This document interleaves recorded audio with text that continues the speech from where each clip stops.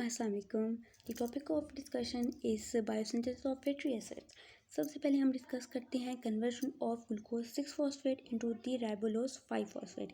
यहाँ पे हम एग्जांपल एज अ मेलेट को यूज़ कर रहे हैं। मेलेट यूज़ हो रहा है हमारे पास, वहाँ पे उसको कन्वर्ट कर रहे हैं हम पैराफेट में, लेकिन हमारे पास वहाँ पे एंजाइम है मैलिक एंजाइम।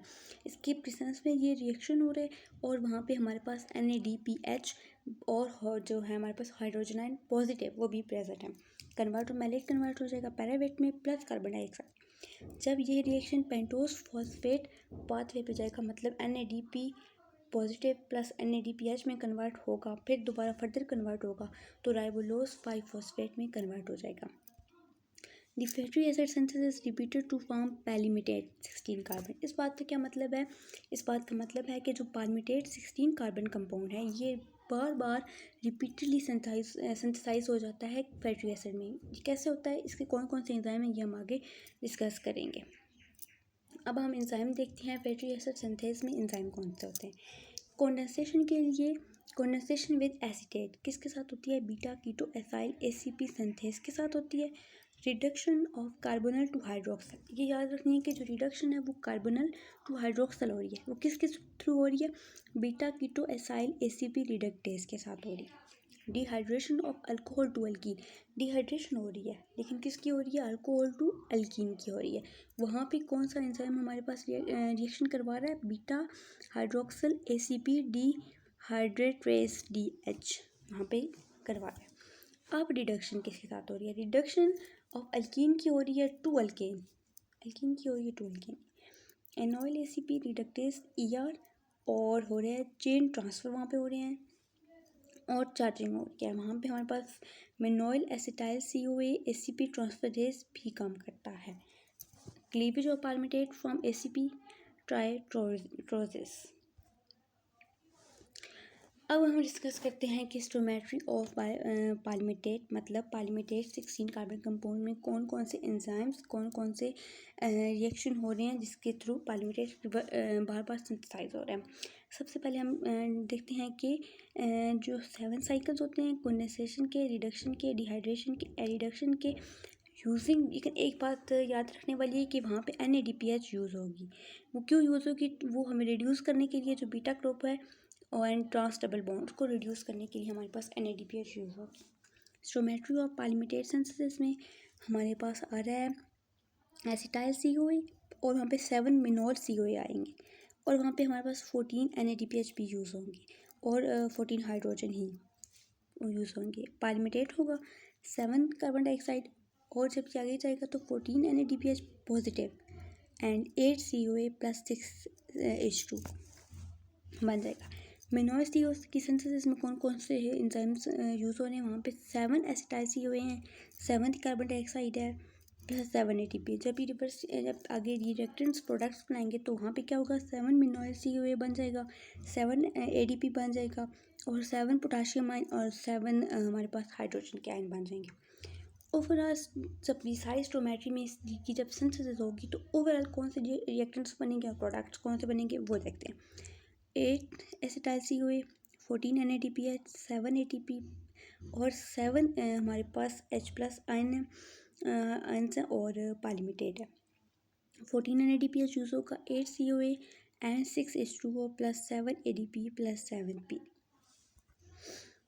अब देखते हैं कि जो एसिटाइल CoA है ये ट्रांसफ़र हो जाता है into systole for fatty acid synthesis में। ये कैसे होता है देखते हैं।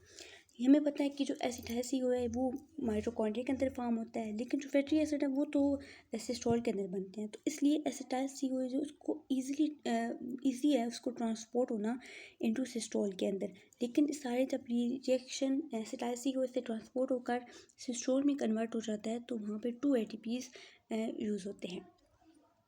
अब इस साइकिल को हम देखते हैं कि ये कैसे पूरा साइकिल दोबारा सिस्टेट में कन्वर्ट होता है।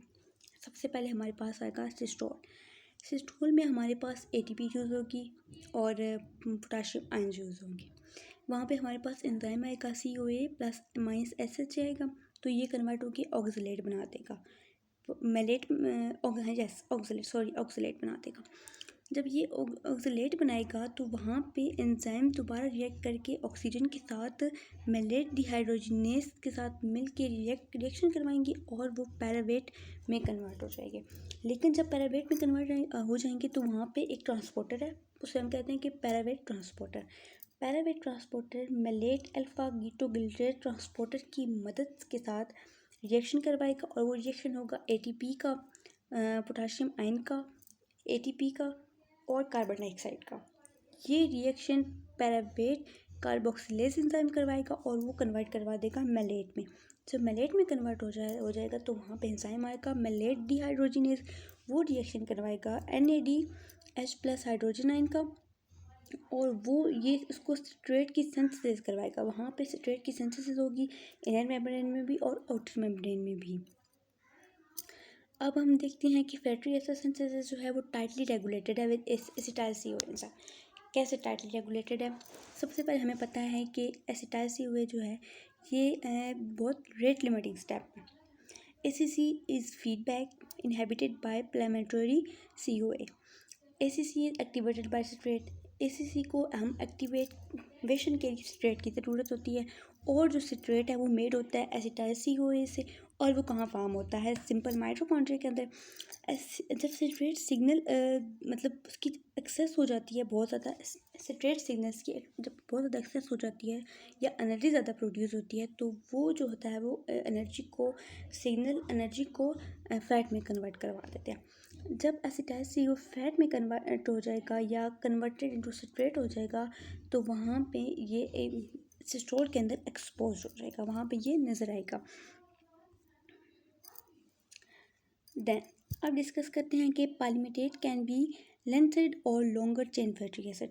यस, जो है पालीमेटेट है वो लेंथर और लॉन्गर चेन है। कैसे है? Allocation system in the ER and mitochondria create longer fatty acids. इसका मतलब है एलोगेशन का मतलब है कि जब जैसे कि एक पालीमेटेट है उसका रिएक्शन होता है, सबसे पहले वो 16 कार्बन है लेकिन जब फर्दर कन्वर्ट होता है तो वो 18 कार्बन, मतलब लास्ट रिएक्शन उसका स्ट्रेट होता है तो 18 कार्बन होता है। इसका मतलब है इसकी एलोगेशन हो गई है, तो इसलिए हम कह सकते हैं कि ये लॉन्ग चेन का मतलब प्रोसेस चलता रहता है। अब बात करते हैं कि पालीमेटेट एंड स्टीरेट कैन बी डिसैचुरेटेड। इसका क्या मतलब है? डिसैचुरेशन का मतलब होता है कि वो कन्वर्ट हो जाते हैं डबल से सिंगल बॉन्ड में, सिंगल से डबल में। मतलब सैचुरेटेड फैटी एसिड जो होता है वो अनसैचुरेटेड में कन्वर्ट हो जाता है और जो अनसैचुरेटेड होता है वो सैचुरेटेड में कन्वर्ट हो जाता है। तो ये आसान है कि जो पालीमेटेट है वो जब उसकी का साइकिल स्टार्ट होता है तो उसमें कुछ डबल बॉन्ड आते हैं, कुछ सिंगल बॉन्ड आते हैं, तो हम ये कह सकते हैं कि ये डिसैचुरेटेड प्रोसेस है। यहाँ पे अब एग्जांपल दी गई है सैचुरेटेड फैटी एसिड की और अनसैचुरेटेड फैटी एसिड की।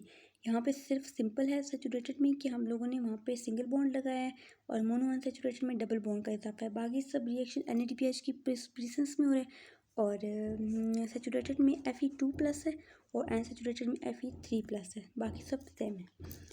Plants can desaturate positions beyond C9। Plants जो हैं वो अपनी जो पोजिशन हैं वो डिसैचुरेटेड करते हैं। Plants can produce linoleate note 18.0। उसके बाद जो फैटी एसिड्स होते हैं वो असेंशियल होते हैं ह्यूमन के लिए। क्यों असेंशियल होते हैं? Unsaturated fatty acid help control membrane fluidity. हमारी जो मेम्ब्रेन की फ्लूइडिटी उनको मेंटेन करने के लिए यूज़ होते हैं। तो this is end of our topic. Thank you so much.